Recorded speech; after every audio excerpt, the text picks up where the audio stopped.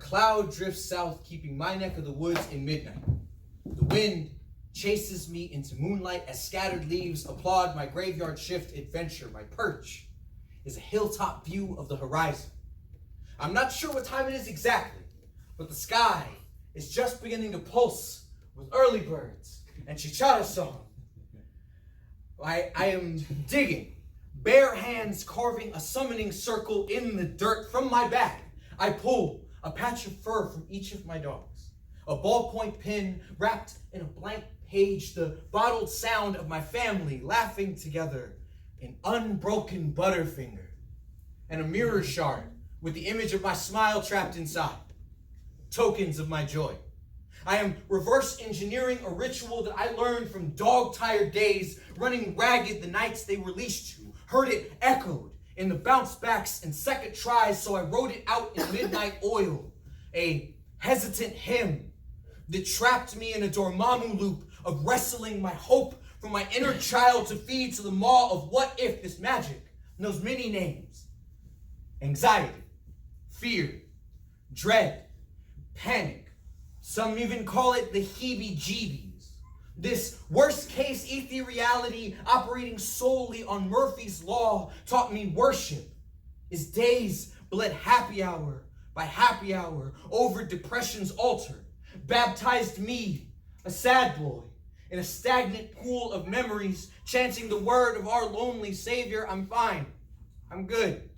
How are you? Everything good tinted in what will go wrong stained glass. Blessed be the relationships buried at arm's length. Blessed be the sleep and shrunken aspirations slaughtered in the sacrifice to the fiends of now what and pessimism. But the second the sun cracks dawn, bathes this hill in the light of a new day, I renounce my faith in the worst possible outcome and summon my happiness. I paint the mark of a happy heathen upon my face and cast out the panic possessing this body. Optimist, ordained in the golden light of gratitude and giddiness. The next time my smile looks like a ghost, I grant myself permission to haunt open arms as long as necessary. I do matter. I'm not a burden. I deserve nice things.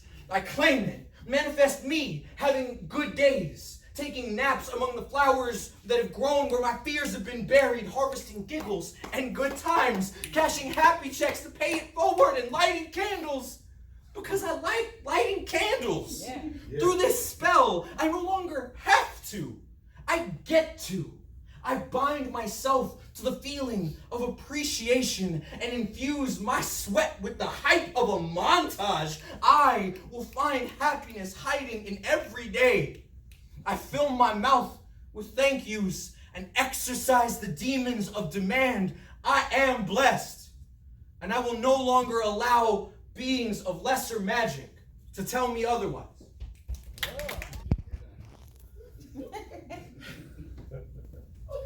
He's my best friend. He's a man I run to. He's the first man that I met when I came into this world. But he taught me again and again what type of love to look for. And I found his love at the end of her fist on my face. She said she loved me. I was 17, but I made her so mad, so mad. She was 36, an alcoholic, just like Dad. And I was too young to understand, and my jaw now isn't even. But I couldn't make myself leave. I didn't know why, but I know now. Because the love I only knew was watching Dad hit Mom. And maybe to me, her I'm sorry, I love you, I was drunk were words that meant I was to stay like Mom did for years. And then one day, 4 years later, I left with one black eye, a few missing teeth, and a punch in my face on my birthday. But not so long later, I met a man with strong words, the right smirk to make any woman melt, someone I had only dreamed of from fairy tale books, and he promised me the moon and the stars with it. With all the background color, I accepted his proposal and moved with him to start a white picket fence made of cookie cutter houses and lavish trips, only to find out he couldn't keep his liquor. And there I was again, this time at the end of the night, behind a bathroom door, avoiding the stabbing to end my life, and I still didn't call the cops, because I felt as an educator this type of record would ruin his dreams. Again, selling my worth short for a strong man's career, and I stayed. I ate his I'm sorry, and I was drunk, and I don't even remember what I did, and I vowed never to drink again. I stayed for 6 more years, because mother said I'd be more ruined if I left my husband, and well, maybe she meant that space or jaw could take much more.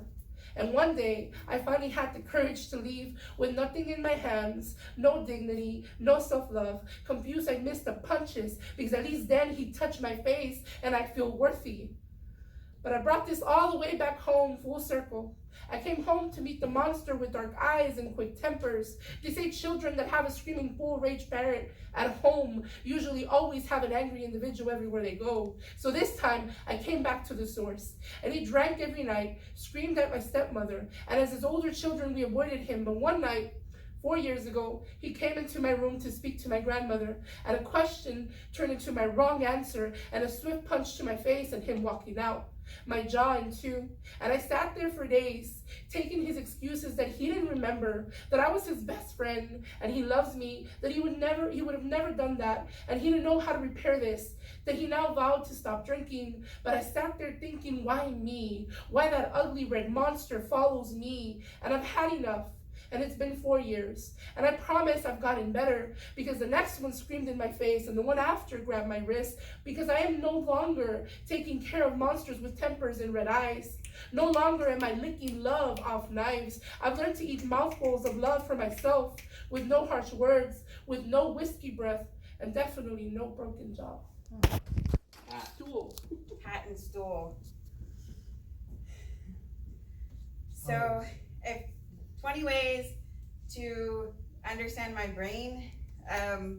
Think of a pincushion, fill that pincushion with popcorn, and put those little colorful things around its head. And then maybe after you give it a lollipop, it'll tell you something about it, because you're asking me now, right? Oh wait, I brought up the subject. The subject is my brain. 20 ways that my brain behaves when I'm high. 20 things that I love when I'm high. 20 ways that I like to be high. 20 ways to develop a speech right here in front of you right now if I wanted to. 20 ways to feel awkward as I do it. 20 ways to like my lips, bite them, sit on this pillow, and then remember that this isn't a dream and I probably should make sense when I say poetry. 20 ways to sit on this stool. What am I saying? Something about my brain and pinned cushion, and there was a third word, but all I know now is 20 ways to say ho, ho, ho in a poem. Yeah! That sounds good. We can start with the go ho host and my throw ho host. Yes. As I sit and think about the shadows on the wall, I'm wondering if I'll ever find that little dance that's been waiting for me. And I turn to the light and I remember, oh, you're still here. And I'm talking about 20 ways that my brain works. And I can only think of one, this one that I'm showing you now, my brain here on this wall, shadows. Do you see it? Diagram. I know somebody here sees it, my brain. Yes, 20 ways. I forgot that I had to make sense. So let me start again. Hello, my brain is like a pincushion. And when I sit on it like a stool, I find that there are many ways for me to put on those hats. So my brain is like a hat on a pincushion sitting on a stool. And I hope you can understand. Thank you. When I think of a plant, I don't think of a cactus. I mean, its forms are regular. There's no stem. It's got broad leaves or leaves that are limbs and spikes that are leaves. And the oldest has a bark, but can we really call it a tree? Fruit that might look like a pear, but sweeter. Adorned with impossible flowers. Cactus pokes out from under rocks, straddles a fence line, sprouts up next to old brick walls surrounded by asphalt and concrete. The cactus is pretty much the hoe of the plant world. Yes, it was on the cactus that the eagle was found eating the serpent. On the plant that thrives in arid climates, whose petals will cause you pain. On the plant that can be cut, discarded on driest ground, only to reroot itself and rise again. Refuses to give up or go away. Refuses to die. El nopal is the toughest, most resilient plant on earth. And what does it say about us? That we eat cactus. Que comemos nopales. That we cut the spikes off like they never mattered. That we wash and rinse and boil and rinse and drain and saute. That we eat the ugliest shrub in the brushland. The plant rejected, found among stones, has become the cornerstone of our Lenten plate.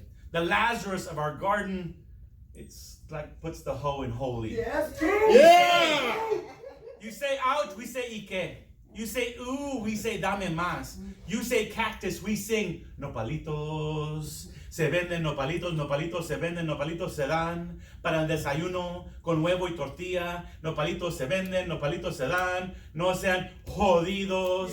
Buy some nopalitos. And someone had to cut the spikes off, then wash it, then boil it, then wash it again. And someone had to figure that shit out. And so stop saying that we're lazy. And raza, stop being lazy. We can only wash and rinse those politicians like Greg Abbott and Ted Cruz only so much. But why not actually cast them out? Take a hoe to their hoe asses. Somos nopales, we are cactus. Let's prosper where we plant ourselves. Be a prickly pain in the system that thinks it can handle us. They tried to bury us. They didn't know that we were nopales. Refuse to die. Be the toughest, most resilient transplant on earth. Make roots along walls. Rise among stones. Flourish in wastelands. They may look away when they see us, but we cannot be avoided. They succeeded only in giving us an unquenching desire to grow. And grow, and grow, and grow, and grow, and grow. Somos nopales. Refuse to die. A wet dream to a non-alcoholic. And last night I had one, resembling a hoe from my past life. One I've recently stopped sleeping with. The shots, lines, and rage breaking from my neck comes naturally for me. And sometimes I miss it.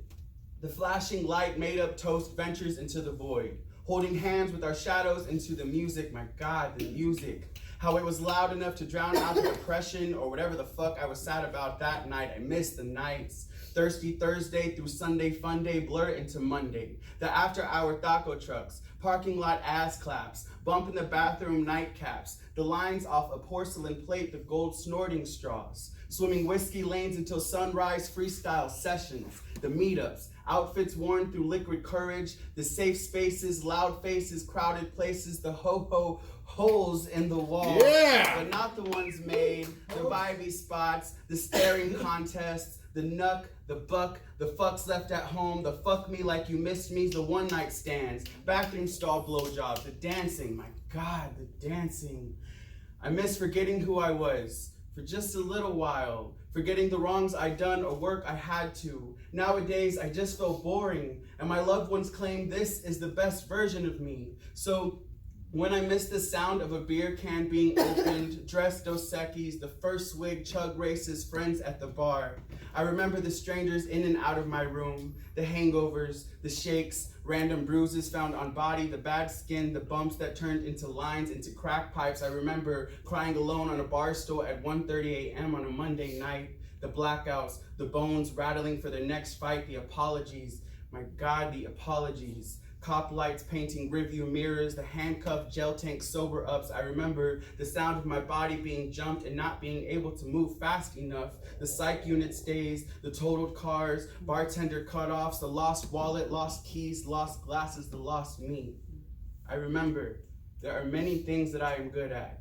Drinking is not one of them. I hope that I never forget this, that my brain does not follow the impulses of my dream state, but I know that if I do and find myself drinking again, it will only be a matter of time before I fuck myself over.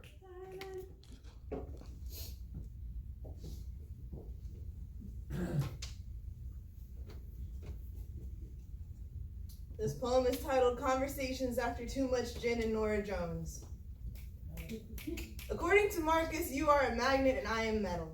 What I mean is I can feel you walk into a room, your energy spins me around. I mean, me being attracted to you is not a choice, is a law of nature.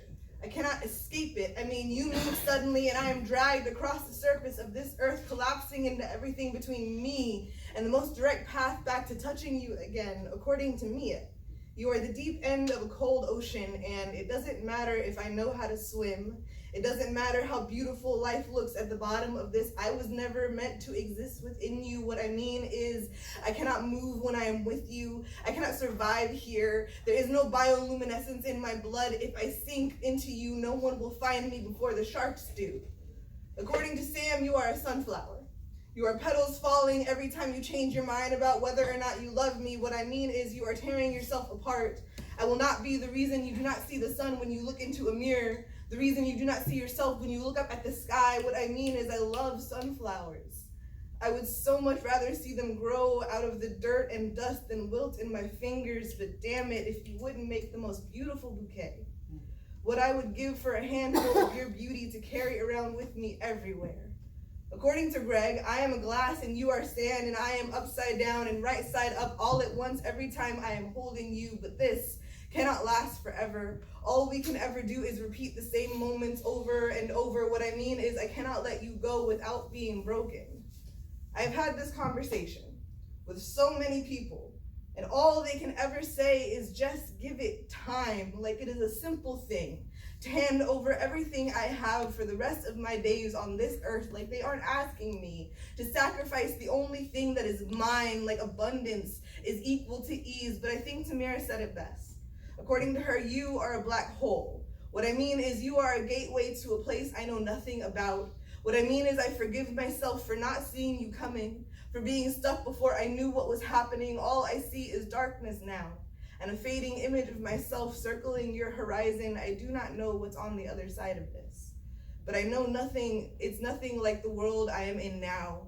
And no matter what we are in this world, I know that I was not ready for whatever new world comes next.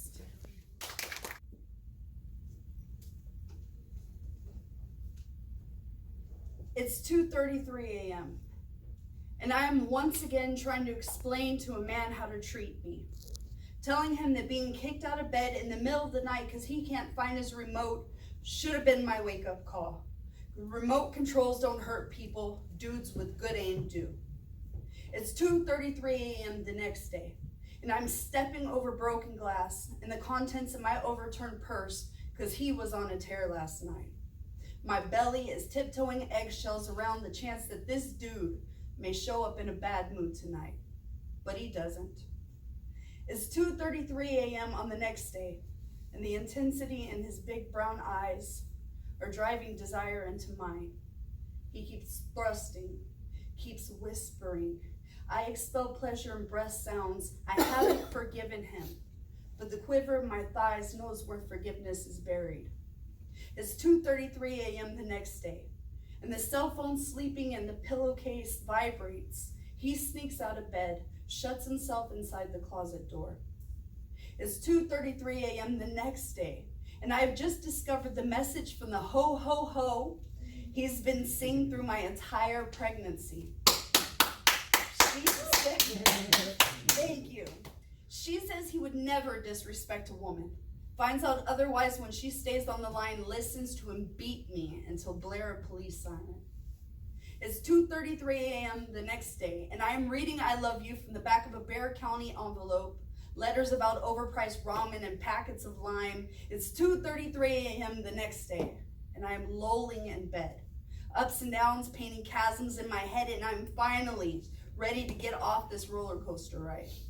It is 2:33 a.m. the next day, and I don't know what happens in the next 5 tomorrows or even how this poem ends, but I am done. If I can just get through tonight.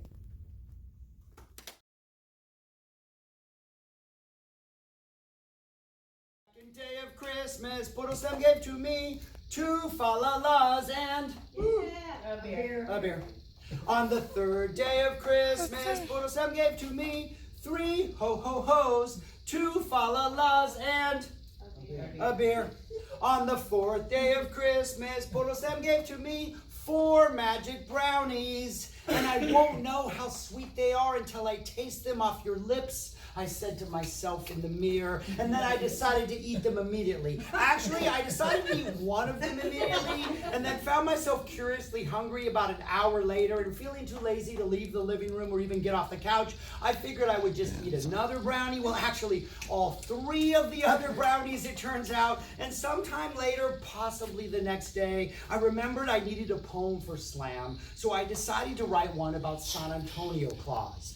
About who, man? Oh, about San Antonio Claus. You don't know San Antonio Claus? Yeah, well, I'm not from here, man. Like, I'm from California, man, so I don't know too many local dudes. Oh, I see. Well, hey, man, sit back and relax, and I'll tell you the story about San Antonio Claus, man. So listen, once upon a time, about 5 years ago, there was this groovy dude, and his name was San Antonio Claus, you know, and he used to live over on the west side with his old lady in this tire shop located between two taco joints and across the street from a 3rd taco joint. And every Christmas Eve, he would visit all the children in the Alamo City, break into their houses and fulfill their Christmas dreams with scratch-off lottery tickets, 2003 San Antonio Spurs World Championship t-shirts, and autographed pictures of Julian Castro. Or maybe it was Joaquin, who knows? And since no man could do this alone, San Antonio Claus had his elves. Tommy Lee Jones, George Strait, Sandra Cisneros, the Chupacabra, a giant puffy taco, a group of Southside kids who like to hang out by the railroad tracks, and Malik Rose, bitch!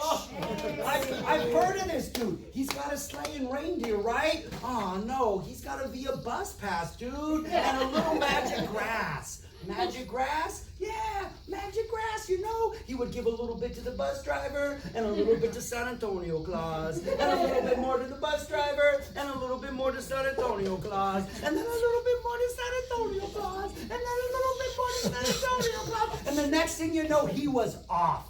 And it was about this time that the magic of my 4 brownies began to wear off. And I realized I didn't need to write a poem about San Antonio Claus because I had already started writing a poem about the 12 days of Christmas. And picking this up where I left off, I then wrote, on the 5th day of Christmas, the Puroslam judges gave to me 5 perfect 10s. Hey. 4 magic brownies, 3 ho-ho-hos, 2 fa-la-las, and a beer. Merry Christmas, y'all. Sold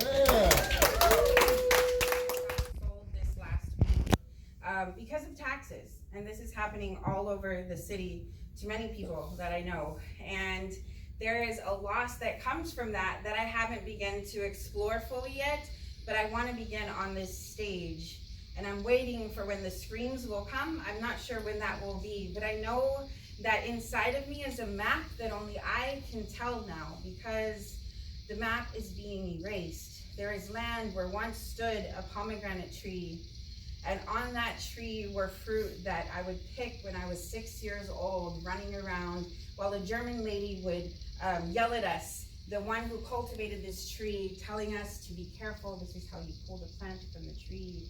On that land, there are mezcal beans, and those mezcal beans are the last thing I carried from it. That and some chili piquin, tiny little seeds that me as a gardener, I don't even know if they'll survive, but I have them in my pocket. All that I have left from this land that's been mine since I was young enough to not know any better. We were lucky. My mother grew up on this land, and I did the same. Every time she went out to relaunch herself, she came back again to her mother's land. My mother's land, my grandmother's land, sits now in someone else's hands. And so only I have that map of the things that happened in the way that they did. The bones are still good, but everything else has been erased, and I wonder where that lives in me. There are stories yet to tell, and I hope that somebody will tell them, and the only person left to tell them is me, because I was the only one there to see them.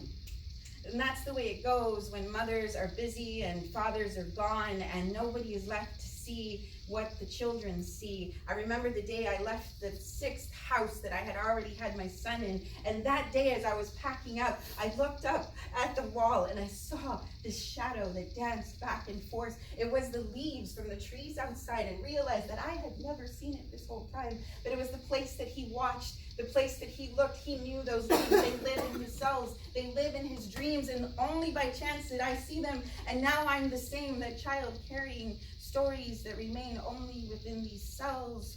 And I'm waiting to figure out how to take a language that didn't exist and that was born inside of sounds and dreams and turn it into something that you can understand. And so I begin by telling you, there once was a little girl. She lived in a house, and it was so beautiful. She didn't know that, but she knew that there were pecan shells, and she would eat from them. She didn't even know that there was a tree, and there were fruits, and there were leaves, and now I'm left with only those memories. And so I want to tell you today, there was a house, and a girl, and some seeds. That's a project. Sorry. It's true. I mean, everything else to say about it seems to be true. I grew up on the border. My parents were typical Mexicans. They brought drugs into this country. I mean, there was the pills for my mother's high blood pressure, and the antibiotics for our ear infections, Vicks paper rub for everything else. My mother, typical Mexican, got married while she was pregnant. I mean, she'd already been married to my dad, but that wedding was on the other side of the river. That one didn't count. This is the one that allowed him to stay here. My father, typical Mexican, came here with nothing. I mean, except an education and some teaching credentials, but they were honored about as much as a gringo honors any treaty. My family, typical Mexicans, we went on food stamps. But my father couldn't handle that, so like a typical Mexican, he left us every morning for long hours and little pay. My abuelita, typical Mexican, made the tamales, wrapped them in corn husks, wrapped them in foil so other Mexicans could unwrap them, but tamales weren't all that we had to wrap and unwrap. We also wrap a slice of white bread around a weenie called a hot dog. Wrap a tortilla around yesterday's beans called breakfast. Wrap ourselves around blankets with tigers and white-tailed deer on them, call it surviving winter. They used to wrap nooses around our necks and call that justice. Today, we wrap a falala around this poem called Puro Navidad. Wrap ourselves around the employment line. Wrap produce sacks up and call it Feeding America. Wrap ourselves around a time clock, called it Building Our Own American Dream. We wrap and unwrap tamales at Christmas, and like typical Mexicans, we give them away like cheap labor to gringos who add what they add to everything else. Ketchup. America colonized the recipe, wrapped our food in xenophobia instead of realizing that we are your favorite filling, here to fill every space with our gifts, our talent, our effort. America, take a moment to appreciate everything we brought to the table and wrap your head around that. And I am finally slowing down enough to catch my breath before the close of another month when it all begins again. I'm sinking like quicksand, and I find that this stairway to success is a hallway lined with the dollar store frame faces of those who couldn't make it, those who couldn't swim fast enough, couldn't find the branch to hold on tight enough, couldn't keep their heads above water long enough to avoid being drowned. I made just enough to pay the rent. I come up with the money to pay 2 days too late. Now I owe court fees on top of rent. That plus overdraft fees makes me and the cell phone enemies when I battle with unknown numbers and the constant blaring ring. This neighborhood, sieged by the Pied Piper, becomes a deserted island before my eyes. Middle of the month driveways are littered with the remnants of fa-la-la-la Christmas gifts that were just too much to close the trunk. My children bring home other children's prison presents, red Superman capes and pink fuzzy dice like treasures. And I refuse to hold my tongue. Take a minute to chastise and remind them that these are no prizes. These are the lives of children sucked into a system of parents upside down and taken for a ride, a system of Title of Means and laundromat visions, and these prizes could be our presents in another child's hand this time next month. And my children know what's up, because even if I try to hide it from them, I wear the stress on my face, and so do the next set of neighbors in the same house when they must face changing schools again. If I look forward to payday instead of thanking God that I am fed today, I will drown like the bullet-riddled ships sinking around me. So I won't look forward, and there's no turning back, because this is the 28th of the month, and I feel fly because last month's bills are finally paid. And I feel like royalty, with a champagne of beers next to me, and I am blessed to drink one with the neighbor before her U-Haul pulls away. Their first will be here in 3 short days, so there's no time to waste worrying about tomorrow when my head is above water momentarily. And I am thankful that at least for now, I have legitimately borrowed Wi-Fi and cable TV.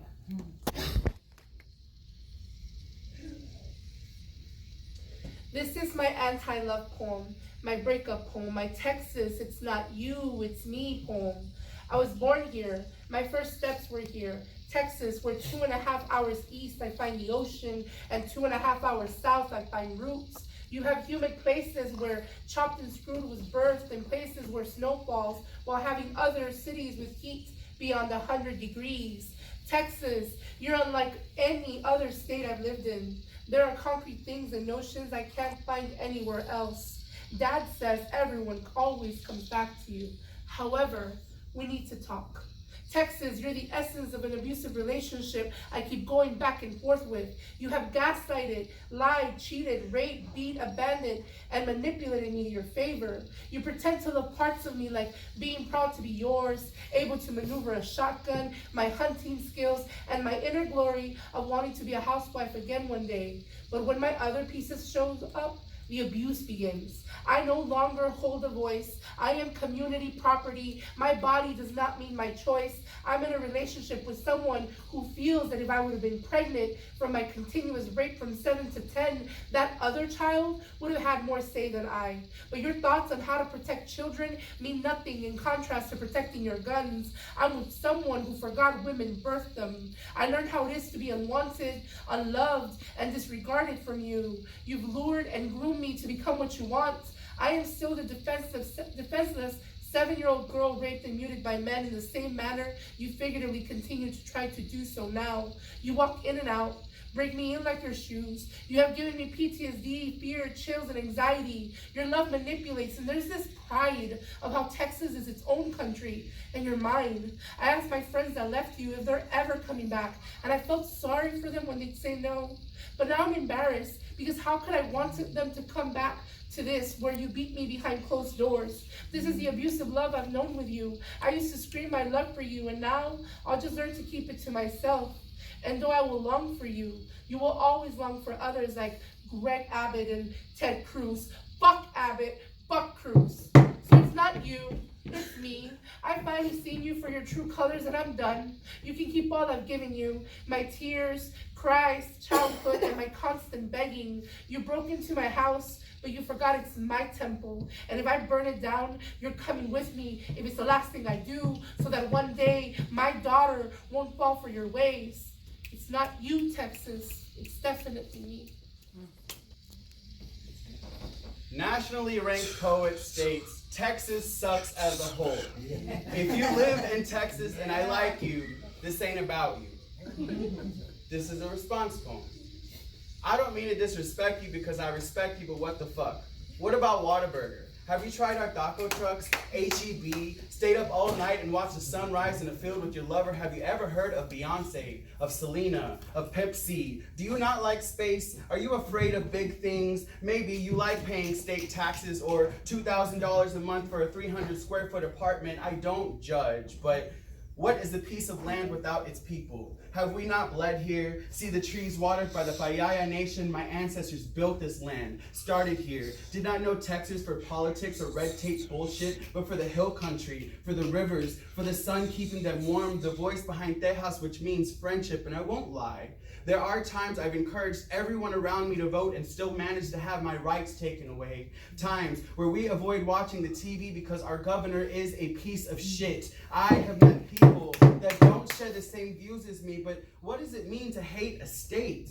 I grew up exploring Salado Creek in the summer with my cousins. I held season passes to Astroworld every summer. The rodeo was always a family event, but Tejano night was only for the adults. I've heard a white woman throw a grito better than anyone I know, and I know that we'll be all right as long as there's light from a neon moon. I've been porch barbecuing since I was a kid, can cumbia with the best of them, and I know that when Copperhead Road comes on, We're getting serious on the dance floor. See, there is nothing like those 2 a.m. sticky Texas nights with your best friends, digging for the coldest beer in an ice chest, listening to the worst top 40 on a car radio in an empty cul-de-sac. Can we stop making everything so red and blue?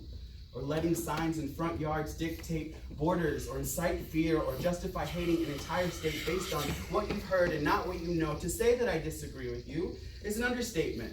I think your view on my home is a colonized, hasty generalization at best, and I think you know better than to strike matches on gasoline-fused news feeds when you say that you don't like Texas. What you're saying is that you don't like bigots. You're saying you don't like men making decisions for women. You don't like brown bodies locked in cages at the border. But what I hear is that you've given up on the place that made me, on the birthplace of Meg the Stallion, Lizzo.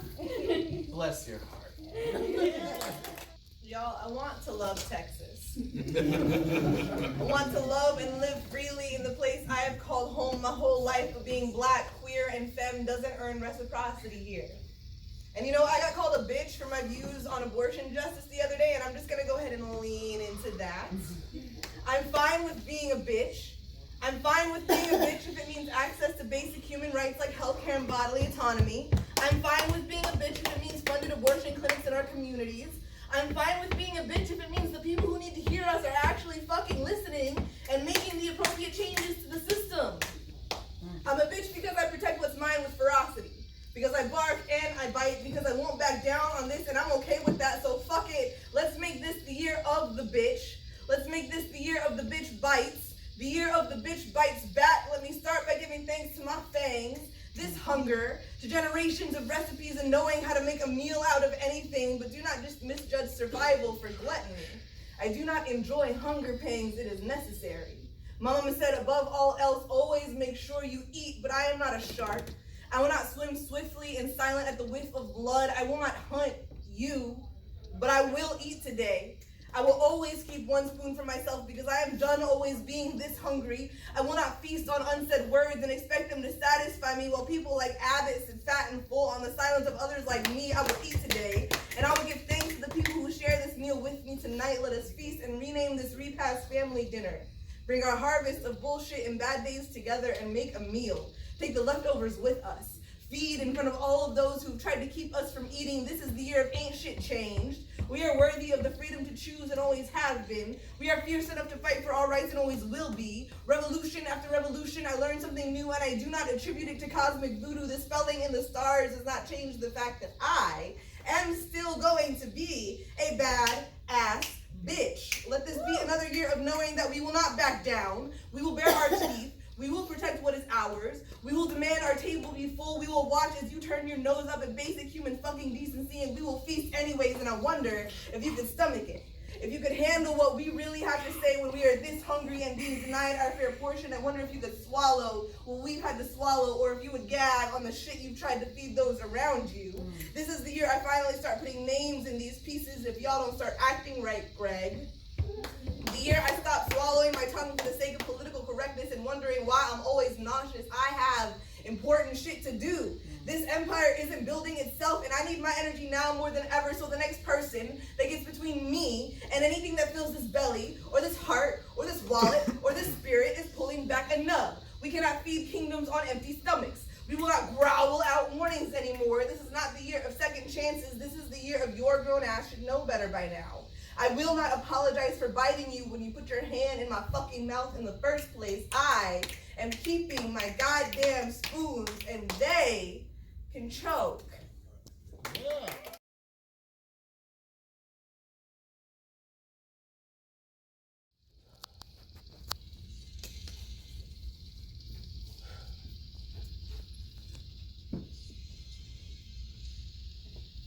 This is for every person who thinks the Me Too movement is too much, or an attempt for attention. Hi, my name's Aida. I'm 39 years old, and I'd like to make a report. I'd like to finally make a report. I'm sorry, no, I am 37. I am 37, and I'm finally starting to love myself and to speak about my past. I am 37, and I need to make a report. I thought it was okay to join my ex-fiance for a party. My ex brought me home, and I was drunk. I was barely able to walk into my apartment, bleeding all over the place. I tried making this report, but the officer taking my report said it would be hard to follow through because she's my ex-fiance, and well, I was drunk, so I dropped this report. I am 39 and I like to make a report. Wait, I am wrong again. I am 10. I am 10. And I'm sad most of the time. I sit in class trying to drown myself in school in cursive writing. I want to write stories that will take me far. I'm 10 and I like to make a report. My stepfather tried making me touch him. So since I did it, he told my mom I tried to and she came home and beat me up. Apparently men come first before children. Wait, I keep getting this wrong. I'm sorry. I am 7. I am 7 and I love neon green, building blocks and New Kids on the Block and Lisa Frank notebooks. I am 7 and I like to make a report. My mother's stepfather stands too close and now goes to my room at night and touches me. And I'm almost 9 now, and every other night he rapes me, but I get to close my eyes and go anywhere my mind takes me. I am human, right? I am 39 years old and I like to make a report. No, I am sorry. I am wrong again. I am 5 years old. I am 5 and I love spending time with my dad. I love hugs. I love Rainbow Bright and Cabbage Patch dolls. I am 5 and I like to make a report. Because I don't think I've ever felt this way before. And my uncle shouldn't touch me this way, right? No one touches you there, right? I am 39 years old and I like to make a report. This report is for those who like to judge why some of us took so long to say our truth, why I took so long to say my truth. There should be shame, not for me, but for them. I will release their names like I should have a long time ago. Francisco de Leon, I release your name. Bernardo de Leon, I release your name. Alejandro Robles, I release your name. And Christy Garcia, I release your name. I release your names because they no longer belong within my soul. I am not an object, my body, my choice. My name is Aida. I'm 39 years old, and I need to make this report.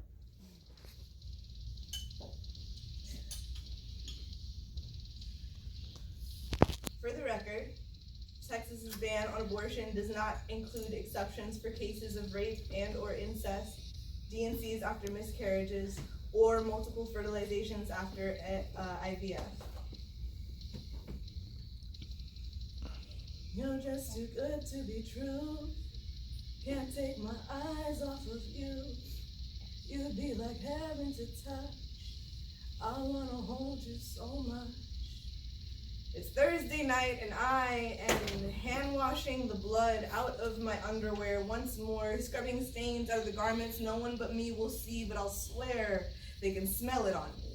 The metallic musk of life not brought forth once more. I am crying over this ceramic mass grave and stuck forever with this insatiable craving. It's Friday night and I gotta figure out how to frame this conversation in a way that doesn't make the picture it's around unwanted. Have to somehow spell family with this hollow pen of a heart and red ink running out of me. I was taught that to be woman is to be both water and water bearer. To be fluid and full of life, to be both creature and the sea. Oh woman, what a catch at 22 to somehow manage to exist outside the permission of others. What a revelation it is, what exodus. Blood be the plague we live with our whole lives, red-handed with the sin of existing. It is October and I am $22,000 deep in hospital debt, paying my monthly dues in blood and bills. Y'all, to walk this earth in this body is to bleed out everything I have, but oh, to be woman. To be a constant question of capacity, like how do we love so much, or how do we still have room in our bodies for all the worlds we hold within, how we walk with the weight of waters deeper than oceans, how we are bathed crimson in thanks, how 1 month at a time we bleed out every life that could have been, but we decided not yet, how we be goddesses always, how we be big with the power to choose, and I chose this, y'all. It is Wednesday morning and I am craving a bacon burger, steak, kale, carrots, lima beans, and green jello. This is my body trying to replenish, filling up on all the things I have been drained of in this life, and now I am elbow deep in the staff fridge at work trying to eat my way out of agony, and I have to bite back bullets as my coworker jokingly asks if I'm pregnant. It's 2:15 and I'm crying in the bathroom, trying to remind myself that he doesn't know, That his half-baked joke is my only wish right now, doesn't know that my mother warned me of this at 13, or that I have been bleeding for 3 weeks. I close my eyes and breathe. It seems like I spend weeks like this. It's 3 months marching along in a bloody blur. It's more ER visits than I can count. It's Sunday, Monday, Tuesday, 2 years later, and it took me 3 hours just to be able to get out of bed this morning. And just like that, once more, I am pricing adoption agencies behind my husband's back and contemplating canceling our vacation so we can afford to freeze a few eggs and deconstructing lifelong dreams, wondering how far I will let this run me down until I finally call it quits. It's Thursday night, and I am once more washing the blood out of my underwear, watching a world be watered down and rinsed away once more. Once more, you're just too good to be true.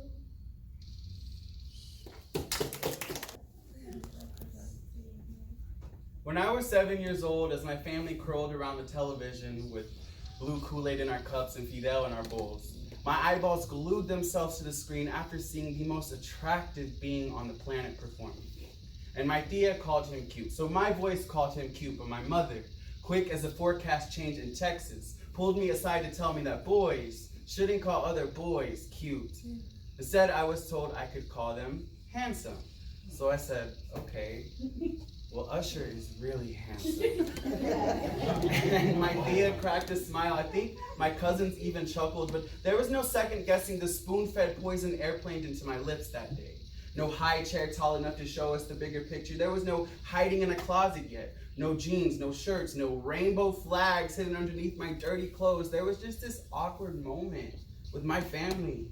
And the ones that followed became an echo of songs so familiar, I thought I wrote them. But even this is a blessing of a queer experience. I mean, my family just assimilated me, but others are thrown out into the streets. How many other gay kids in here Google search conversion therapy or ask God to change us? I imagine our unanswered prayers like monarchs in October ironic, how I knew to ignore the butterflies bulging from my belly the first time a boy twinkled eyes at me. There are no birds or bees found in the honeycomb of gay relations. No acknowledgement to the generation we've lost to disease. We rainbow children, well, we learn to hate everything about ourselves by the time we reach puberty. And so maybe we label ourselves with the entire alphabet because for so long there were no love letters addressed to us. And maybe we can allow queer children to be innocent instead of labeled perverse the minute they find another being attractive. I guess I just want to live in a world where I'm not considered a hero for making it out of my teens. But I didn't have to explain that trans rights are human rights, and they say that change like this cannot happen overnight, that it will take generations. I don't believe that. I feel if you put forth some effort in your household or your circle, or yourself, it could. 2. Dang. Whoa! Yeah, 0.2 difference. That's close. We had a tie for second and third. Oh! Yeah. So we're just, Hi, it doesn't matter. Doesn't matter. Can I have to get a haiku? No one else has to? In second and third, getting, I don't know what the fuck this is. Getting a party candle that apparently is just the letter M. Because OG went on Donnie D's cake. It was OMG. Fuck yeah! So in third place, getting the birthday candle Donnie D didn't use. Getting third, basically That's by a collectible item. This is a collectible, yeah. Donnie D did not use that. If you write it upside down, it's a W. If you do it sideways, it's a weird 3. Could be an E. Could be a lot of things. But based on cumulative scores, we had to add all 3 because they tied. In third place, Twinkle Twinkle Little Star, it's Diamond!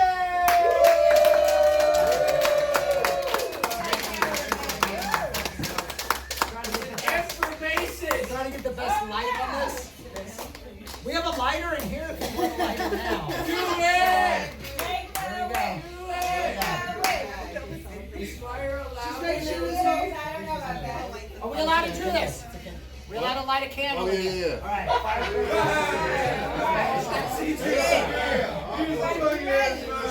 Just don't like the theater. Yeah!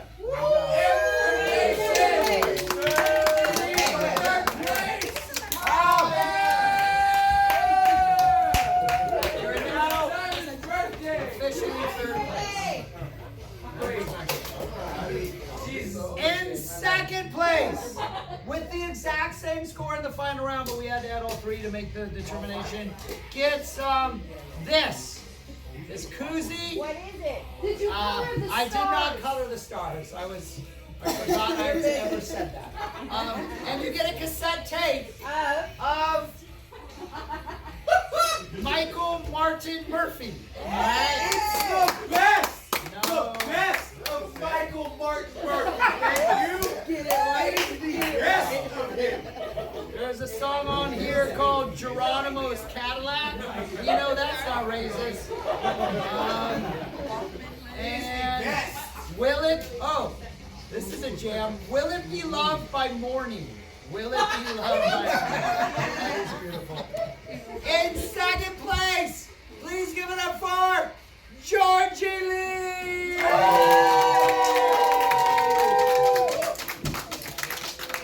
you want to say anything to your fans, Georgie Lee? Do you want to burn that cassette? You have a what? I got a tape player. What? No. And in first place, getting movie theater butter flavored Brim's popcorn. So, hey, we've been giving away Brim's prizes for years, and I have a bunch of pictures on Instagram, and I've been tagging the Brim's Corporation because I'm trying to get sponsorship. So please, let us get a picture of you with this. I got like a dozen pictures of Ashley holding Brim's chips. So let me get you a picture of Brim's. I want them to sponsor us. You get a sour Carnival Pop Sour Apple Lollipop. You get soft bouncy curls and a whole bunch of that. They're colorful. You get 1, 2, 3, 4, 5, $15, a lighter, some condoms, some hand wipes, whatever's in here. Give it up for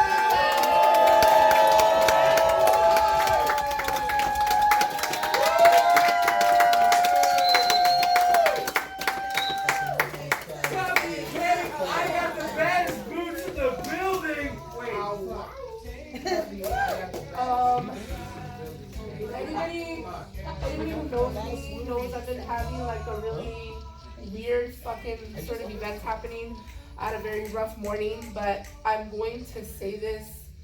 I am so grateful for all of you. Like, me listening to all of you always pour your shit out inspires me to be here, and I'm super happy that I got here. And it's weird because I feel like some people walk in, random people walk in sometimes, they're like, this is good shit. This is my daily, weekly routine to be here, like to come here. This is my therapy. It shouldn't be therapy, but this is my therapy. You guys are amazing, and you guys always inspire me to push. So thank you.